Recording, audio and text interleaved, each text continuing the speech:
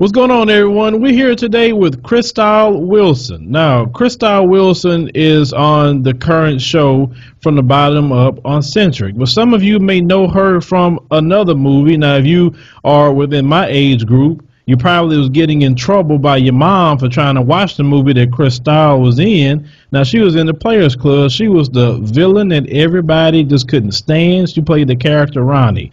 How you doing, Chrystale? I'm doing great. I'm doing great. How you feel? I'm doing good. I'm, just trying to live it up, trying to stay out of the rain best way possible. Now, Chrystale, for people that really don't know you or you've never even seen the movie, because believe it or not, we have people that watch this channel that don't even know nothing about the Players Club. Can you tell the people a little bit about yourself and even about how you got into that movie? Okay, well, my name is Chrystale Wilson, and a lot of people do know me as an actress, but people know me also as a producer and working behind the scenes a lot these days. As far as the Players Club, like you said, I did play the villain, and it is a cult classic, and it was actually written and produced by Ice Cube. I was really a novice at the time when I got the role. I was one of the few people who auditioned here in Atlanta. I'm from Atlanta. I was born in Atlanta, but I was raised in Northern California. But I was back in Atlanta when I auditioned for Players Club, and I was the only person from Atlanta chosen to actually be a co-star in the movie. So it was a big honor, and just that people still quote lines from the movie, and still I have young men coming up to me like, oh my God, Ronnie. it's a trip because it was like 20 years ago. Yeah. Now, ever since that movie had took off, I know you've seen Cube. He's went on to do a lot of different movies. Have he offered you any other parts since that movie? No, actually, it's weird. This industry, this business is a different bird, a bird of a different color. And if you're not in it, you really don't understand it. We're super cool. We had a great time working together. I've heard him speak very highly of me, and it's like I used to wonder, like, well, why isn't he putting me in anything else? He's speaking highly of me. But it's a lot more to the decision process than just Cube saying, okay, she's great to work with and let me put her in something. And then also it's out of sight, out of mind. And I was a very private person for a long time and didn't do the social media thing, didn't do a lot of things like we're doing right now, a lot of interviews and things of that nature. So, people just kind of forgot about me, so to speak. So, that has something to do with it as well. But I've seen him here recently, and we're still we're thick as thieves, and I just appreciate him for giving me the opportunity that he gave me. And now he has his son he's looking out for. Yeah, correct. Now, what about Jamie Foxx? Have you still have a good relationship with him? Again, yes. Jamie Foxx he's such a great person as well. What I do want people to know about Jamie Foxx and Ice Cube and pretty much everybody that was in that movie, Jamie Foxx actually recommended me to audition for Ray, because they were going to film it in Atlanta initially, and then they ended up moving the location, and therefore they said that they needed to go with more either A-list talent or locals. And because I wouldn't have been a local where they decided to film, then that kind of fell by the wayside. But he did definitely refer me, and that was big. Yep. Yeah, won an Academy Award for that particular movie.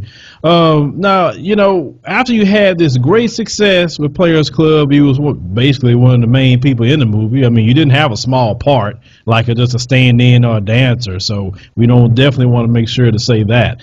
And for people that don't know, we'll put the picture up on the screen. That way you could say, "Oh yeah, I know who that is."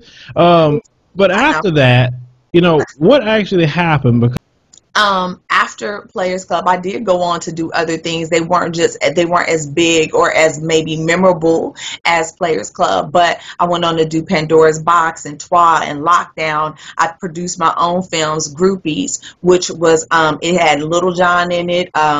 Let's see, who else we have? Bill Nunn. And I cast this movie, wrote this movie, financed this movie myself. I did The Kazoo Christmas, which was the first original movie on TV1, as well as the first urban holiday film in Walmart stores for sale, and I brokered that deal. Like I said, I do a lot of behind the scenes work, so a lot of people thought, oh, well, she fell off just because they weren't seeing me in front of the camera.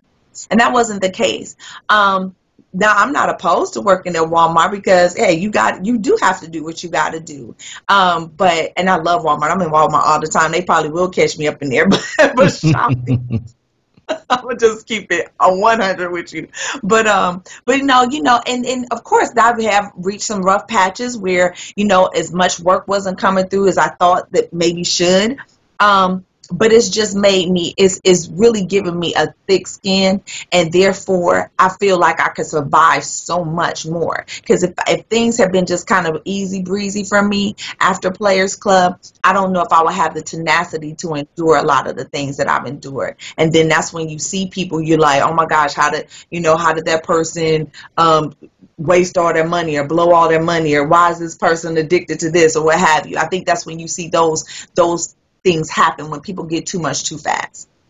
Yeah, a lot of times, especially us within the, Black community, we don't come from a lot of money. And unfortunately, some of us aren't really taught how to handle money. So like you said, we get too much too fast, whether it's fame, whether it's some sort of money. It's kind of like, wait, we've never had this before, and now we want to do everything we dreamed about as a kid, Yes. and it could get us in financial trouble. Now, when, did you have some sort of issues, financially that you say, oh, shoot, if you look back on it and say, wow, I should have did this a little different? I did, but it wasn't because of me overspending or spending frivolously. Mm-hmm. And I have to accredit a lot of that just to my upbringing and my family instilling certain values in me. My stuff came from really taking chances. I'm always thinking outside of the box. I've always been a trailblazer, doing something different, doing something new, doing something that the average person may not think to do. That's even with the role in the Players Club. It wasn't very many people who would have taken the risk and would have gone to the extent I feel that I went with that character as Ronnie. People weren't saying, oh, I'm a lesbian and I'm a stripper. And what I told Ice Cube when I was cast, I said, I so appreciate you taking a chance on a newcomer. I'm going to make sure that you're proud and that you're happy that you took this chance on me. And I'm not going to be on here trying to be cute. I'm not going to be on here trying to be fly. I'm going to be on here trying to be Ronnie in the character the way that you envision it and anything that I could bring to it. And I think that's why the character's so memorable. So in life, that's what I've done. I've invested in real estate and I lost my ass. It happened. I've done things and, that I took chances. And sometimes you win, sometimes you lose. So, all the things that you have produced, directed, a lot of your success, why is it that a lot of times that you say that people go behind the scenes and they really don't understand or appreciate your work? Is it because that they just don't celebrate what you do versus maybe others?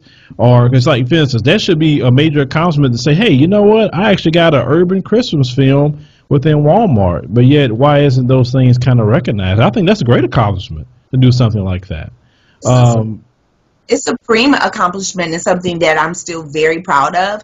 But I think that during the time, this was in 2000, and if you think in 2000, social media, it was not at all as popular and prevalent as it is today. So at the time, the marketing was being in the magazines or being on the major talk shows.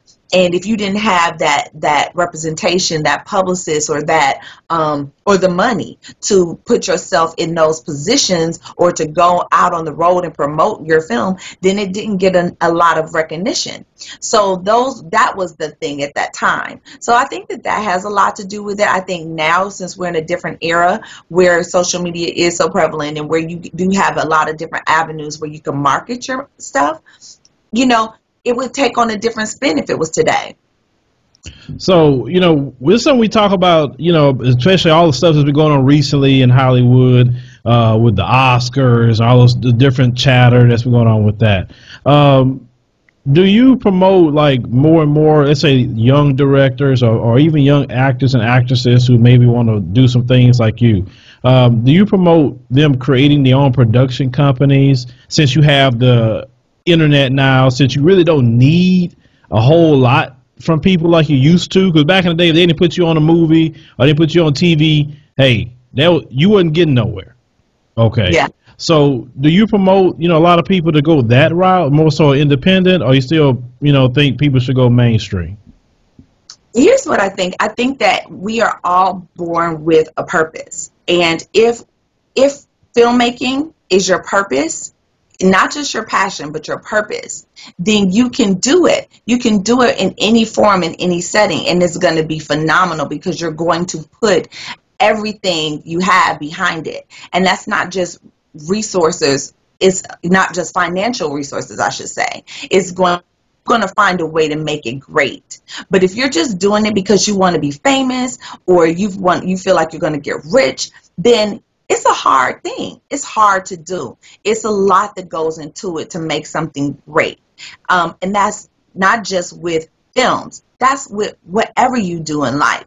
So, if you want to be a great parent, you got to put the work into it and you got to be dedicated to it. So if you have that dedication and you have that passion, then absolutely go the independent route, because you're going to get recognized, you're going to get noticed, because you're going to have that drive to make sure that you do get noticed. But if you get into it for the wrong reasons, you're going to get the wrong result.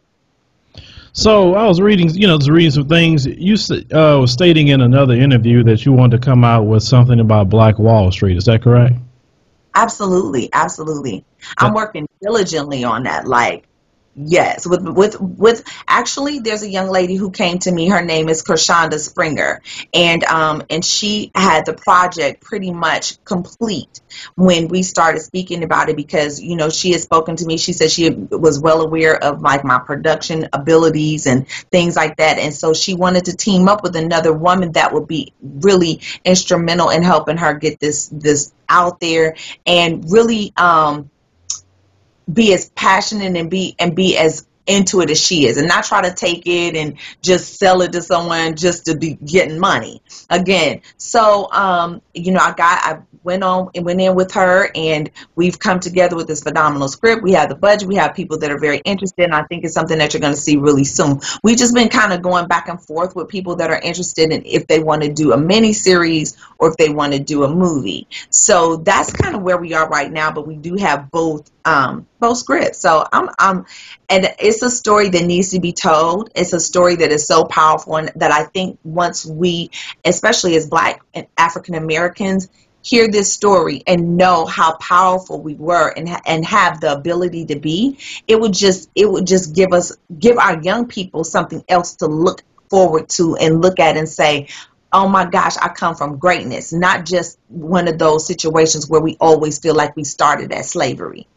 Yeah, correct. Because if you guys just stay accurate to the story, do it, and do it powerfully, you could destroy a lot of propaganda that's out there against, us as, Black men and Black women. Because, this American media is going to put out that all we are is just some thugs and hyenas and everything else you want to call us. Right. They're not going to show us having towns that we built ourselves from the ground up. You put us out there in Indian territory. We did everything ourselves at airports and, hospital, homes, lawyers' offices, everything you could think of. We had it there. We was living in mansions.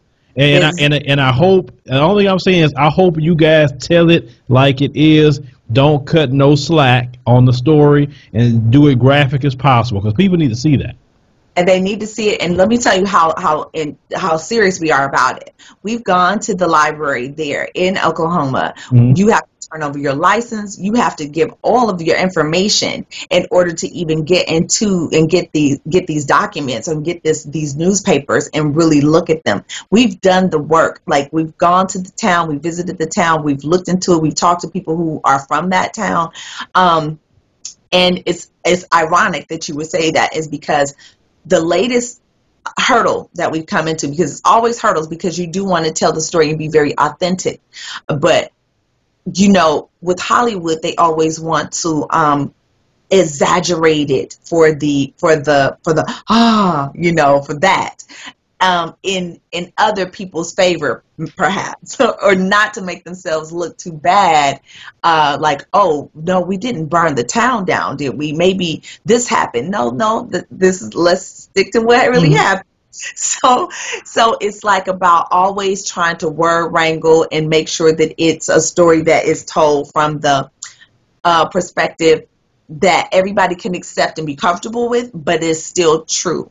And so they said, well, in order for us to kind of support it and say that, yes, we want to finance it or back it, we need a book supporting that this is true events. So we have been, now we are, optioning the rights to a book that has been written about the situation. Chrystale, I'm just, this frustration has nothing to do with what you just said. I'm just frustrated because you trying to tell the story that happened. This is accurate history. I know it. I've done videos on it. I've told people about it myself. Okay. And for them to basically say the same thing that was said about Danny Glover when he was trying to get the film financed about Haiti and how they gained their freedom. And they told him, well, there's no white hero in it. What is this? And they didn't want to give him the finance because it wasn't a white hero. Yeah. It's those things. They just exist. And, but we have been diligent. We have been diligent in, really pushing forward and continuing to give them those things that they're asking for. And it's just nothing but grace because there's been things that we're feeling like, oh my gosh, we don't even know how we're going to get this. And then the time frame sometimes that we're given to get it to them, like, oh, I need this in a week. And we're like, okay. But it just is put in place. It's put in our path. So when they asked us for a book that was written about it, we found someone, and he's been really great and very instrumental, and he's been very helpful and has given us the opportunity to auction his book and to present it to them. So we're good. That's awesome. It's kind of seemed like even a project sound like Ava DuVernay would probably be assistance with you guys on. Have y'all thought about reaching out to her? Let me tell you, we've thought about that. We've actually contacted some really phenomenal people, and we've had some really great people that have given us letters of intent and have talked to us, and we have some good people on the wire. It's just it's little things. Yeah, I understand. Sometimes we all got things going on and trying to, fit other projects in, but I highly commend you for what you're doing. And the other young lady, I don't know who she is, but I commend you for you guys trying to get this story out. We've been, two stories I wanted to get out was the story of Nat Turner. Okay. And that's about to come out. Yeah. In which, like I said, I can't wait for that one to come out. A lot of people say, I don't like all them slave movies. No, if they do it right, that's one slave movie you want to watch. And then, like as you stated, about Black Wall Street. So I really hope, everything gets together. And we've talked to the gentleman from the Nat Turner movie as well. So, he may be coming on board to, help us facilitate what we need in order to get, and the name of the project is Greenwood Avenue is what we're calling what it's titled. So awesome. When I tell you it's so good, it's really good. It is there. I don't know if you watch Boardwalk Empire, but no, I've never seen that one. Can you explain the preface to me? It was it was basically about in New Jersey they had these mafia people, and then they used to sell illegal alcohol, and just how to show how they kind of transitioned and built this town up, and they would have all these wars, and it was just inner city wars because the politicians will always be going against the kind of underground crew. But it was a really good show. It was a really good show. It was well written. It was interesting. It was entertaining, but it also, did give us some history and some background on how things came about. So it's like we're telling a story, we're giving you a piece of history, but we're keeping it interesting and, kind of giving you the history and making you want to pay attention. Yes, and that, like I said, I'm just happy to hear that. That's because, when you bring that, if you get that to the big screen, you could really, destroy literally the education of a lot of people, because we have been taught a lot of error. I'm pretty sure, once you got into studying what happened at, Black Wall Street, or AKA Little Africa, they didn't teach you that in school. Not at all. It's like, wait a minute, this actually happened in the United States of America? All these other terrorist acts. I said, wait a minute. That was a big terrorist act on American soil, but yet nobody knows anything. No one knows anything, so they say. But out. And then they want to put it in our hands to prove to them that it's true. No, it's true. But they don't think that we know enough about it to doing it.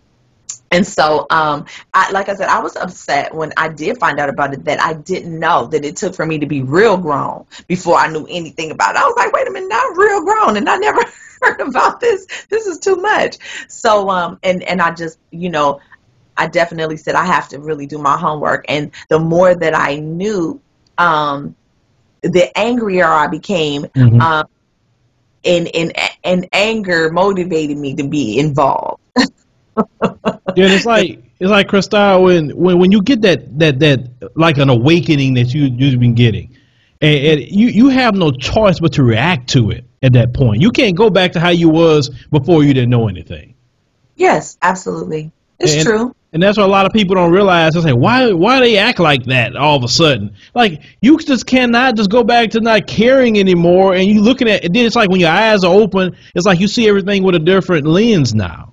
You say, okay, you lied to me about Black Wall Street. What else have you lied to me about? Then you start looking at Christopher Columbus, and you start realizing, researching how much of it he was a rapist and a savage. And yeah, you telling us like he great. Yeah. Yeah, kind of like Donald Trump. Well, he's gonna make America great again. So you don't talk about Donald Trump. People get pissed off with me every time I talk about him. That's why I keep talking about him. But let's discuss your current show that you're on right now on Centric, from the bottom up, produced by Queen Latifah. How did you get on that show? I am friends with Nikki Gilbert Daniels, who is also a producer and the creator of the show. We had worked together on several projects, one of them being Soul Kittens Cabaret, which is a play that was recorded for television. And then after that, we started kind of just brainstorming and coming up with different show ideas. And one of her other shows was R&B Divas. And she was like, oh, well, Chris, I know you can't come on R&B Divas. And I was like, no, because I can't sing. But maybe I could be somebody's friend in the background. But that just never manifested itself. But we still kept in touch. We still kept brainstorming. And then we ended up coming up with another concept about actresses, which was similar to the R&B Divas platform, but focused on actresses kind of coming back. And I wrote out the treatment. I presented it to Nikki. She took it in, and they loved it. And then next thing you know, it was someone else had it. And I was not on it, and Nikki was not producing it. So it just kind of, at that point, she hit a bottom. And I hit a bottom for different reasons. I just was so tired of the industry and feeling like, I wasn't getting a fair shake at a lot of things. So we came together at that bottom and talked about what could we do to make something good out of that situation. And then some months passed, and then she said, hey, I have an idea. I've been working on something, and I think that you would be great. I think that you should come on the show as kind of like maybe like a sister and a confidant to the ladies, and this, that, and the third. And when she kind of explained what the show was about, I said, well, Nikki, I don't know. I might be one of the people that needs the help on the show. I don't need to be the help. I need to get the help. So she said, well, just think about it. And then I went back to her. I said, well, I thought about it. And again, I still I'm in a position that I would want to come on to be the person, not to mentor the ladies, because who am I to mentor them when I feel like I still have my own struggles or what have you. And so she said, okay. And so that's kind of how that came about. The other ladies, they have different legal struggles that they face, and theirs were more recent than mine. However, I probably went through the more severe of all of what the ladies did face, and it was traumatizing. And I think that a lot of choices that I've made in my life were due to the fact that I was really traumatized at an early age, and kind of kept to myself and kept myself kind of blocked off. Well, if you don't mind me asking, just for the sake of the audience that would be listening, if you could share it, what is it that in your younger years that really got you traumatized, just in case somebody has possibly dealt with what you dealt with? Definitely. On like it was talked about on from the bottom up. When I first moved back to Atlanta, I went to an event here. It was Freaknik, and I shot a guy, and I was faced with attempted murder charges that were eventually reduced to assault with a deadly weapon, and then to assault, and then ended up being dismissed. Mhm. Now, most people don't know what Freaknik was back in the day. They shut that down. That was the place to go for, I guess, a black version of Sodom and Gomorrah. That's a good way to put it. Age, you're getting in my age business now with the talking about back in the day. Hey, I'm in the same age group, so I remember it. Like I said, 'cause we used to talk about it all the time. all the time. You know, it's like, man, I like to go to Atlanta. You know, we come from Port Arthur. We don't have much. So, man, Atlanta this, Atlanta that. You're Jermaine Dupri and them always talking about Freaknik this, Freaknik that. And so, you know, yeah, that was a thing, you know, at one point in time. So I could imagine what kind of individuals showed up over there. Oh, see, don't judge. No. I said, I can imagine. I didn't judge. I said, I can imagine because I know how guys are, you know, in that environment. Yeah. It was, you know, the thing is, it's so funny because I had just moved back moved back to Atlanta from California. So in California, when you grab somebody, you're not grabbing them to just be like, hey, how you doing? It's on, you know. So you know, it wasn't something that I really wanted to go to, but I was the only person with a vehicle that could accommodate everybody who wanted to go. And so they were like, oh, come on, you know, we want you to drive and you have the nice car and da da da. And so I was talking into it. I really didn't want to go. But I'm glad that I went in a way because I think that had I not been there, things would have taken a different turn. So, you know, yeah. Well, that's good. That's good. You beat your case. That's good to hear that. But going through court stuff, I know it is not something that anybody want to go through. And then to feel like you could be like responsible for potentially taking a life. You know, that's a lot. You know, something that I think about a lot and think about often. And I wonder, like, oh my gosh, you know, is he okay? How is that affecting him? I know how it's affecting me. Well, I think I know, but I'm sure it is affecting me in ways that I'm not even aware of. And so those are some of the things that we talk about and work through on the show. So I'm just so grateful and thankful for the opportunity because I think that if it had been any other type of reality platform, I wouldn't have been interested in doing it. Yeah, because a lot of times when we look at reality TV, it really a lot of times put black women in a bad light. It doesn't show them as positive. You get what I'm saying? For the most part. I mean, I'm not talking about Iyanla, and I'm not even talking about Sweetie Pies, which is, you know, that's cool stuff. But you know what I'm talking about. For the most part, it doesn't show, you know, a lot of times black women as just positive figures. And I hear that a lot from commenters about reality TV. Yeah. You know, here's the thing is I think that I'm kind of on the fence when it comes to that. You know, I hear that a lot, like, oh, reality TV doesn't depict black women in a positive light. But it's this, you know, what is it, Housewives of Beverly Hills, they fight, they pull hair, they throw drinks. One of them pulled a leg off and threw it at another one. You know, you have the Kardashians that do stuff. And it's never frowned upon like it is when we may have an altercation or an argument or what have you.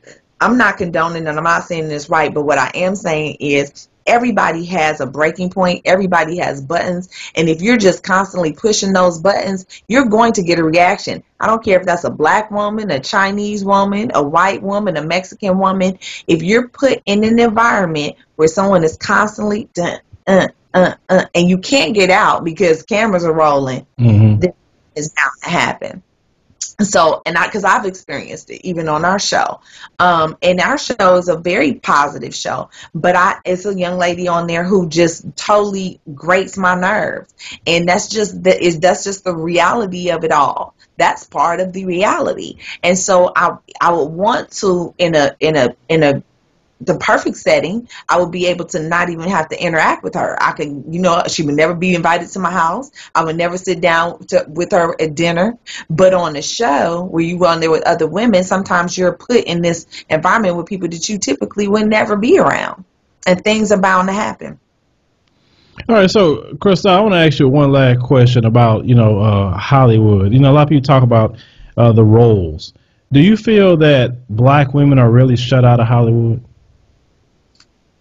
I'm not gonna say shut out of Hollywood, but it's not as many roles out there as there are for other nationalities. And then we use the same people over and over and over. And I'm not hating on anybody's check. I respect the check. But because I know if I could keep getting it over and over and over, I would. But I think that it is up to us to make the difference and not to just talk about the difference. So, we do bear a lot of the responsibility on what can happen with that. And just, creating more content, putting our money where our mouth is, and, and being daring enough to go out and find new talent and not just say, okay, well, I'm not going to do my project if I can't have, Gabrielle Union in it. Don't get me wrong, I love Gabrielle Union. I think she's a phenomenal actress. But it's like, okay, it's other people out there, and there's Boucher, is myself, is Monica Calhoun, the list goes on and on and on of phenomenal actresses. And so I just think that we need to, start Spike Lee and some of these people, because when Spike was doing his movie, he was going to get his folks and put them up in some stuff. Mm-hmm. But Tarantino, some of these people, he goes and he gets people who, Pam Grier and breathe life back into her career. And so it's about people taking those chances, and us not just sitting around talking about the difference, but being a part of making a difference. So, Chrystale, where can people find you if they want to get in contact with you? They want to find me. No, I am on Instagram, and my Instagram handle is at Chrystale the Prototype, and that's CHRYSTALE the Prototype. And then on Twitter, I'm Chrystale Pro, and on Facebook, it's just my name, Chrystale Wilson. All right, well, Chrystale, I want to thank you for joining us today on the show, sharing with us, even bringing us back, back in the day a little bit for some of us who saw the Players Club. I know those who are, well, I'm not going to use a word that you say you don't like, those who are your admirers. I'm going to use that. Those who admire your career and follow you, I'm pretty sure they're going to probably want to talk to you a little bit after seeing this interview. So that's why I want to make sure to give them the opportunity to do so. So thank you very much for joining us. Thank you for having me. And they can also go and look at my website. What's the website? Huh? What's the website? It is www.chrystalewilson.com. All right. Everything that she said, we'll make sure to put in the description box, so you guys just go down there, check it out, and check out the website, check out the show. And we are rooting for you to get out. Is it Greenwood Avenue, correct? Yes. Oh, Greenwood Avenue. Okay. And if you get it out, if you need somewhere to put a trailer, we are open for that, because I support those kind of films. I appreciate you so much. Thank you for having me on. Congratulations on your show's success. And hey, look, each one teach one. That's right. All right.